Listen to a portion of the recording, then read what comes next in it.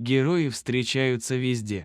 Неважно, это человек или вымышленный персонаж, суть от этого не меняется. Возьмем, например, Карлоса Пачека, обыкновенного джентльмена, который любит снимать на свою фотокамеру разные объекты. Это его хобби. Ему нравится, например, снимать огни и даже пожары. В этом он видит красоту и возможность для проявления своего профессионализма. Недавно он был в сельской местности Северной Дакоты, где остановился, чтобы заснять горящую кучу мусора. Во время съемок он слышал какой-то слабый звук, но не мог разобрать его источник.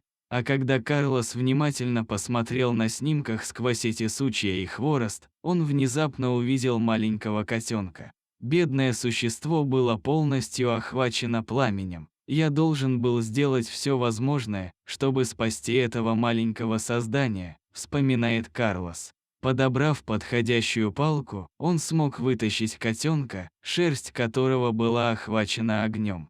Было видно, что котенок дышит из последних сил.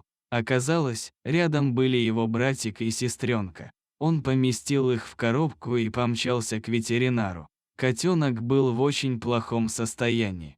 Все 4 лапки были покрыты следами от ожогов. Другой котенок не имел каких-либо травм, но его состояние было плохим из-за отравления угарным газом. Третий котенок, которому дали кличку Пира, страдал от ожогов 3-й степени. Мани, второй котенок, имел проблемы с дыханием. Понятно, что котятам потребуется еще кое-какое время на полное восстановление.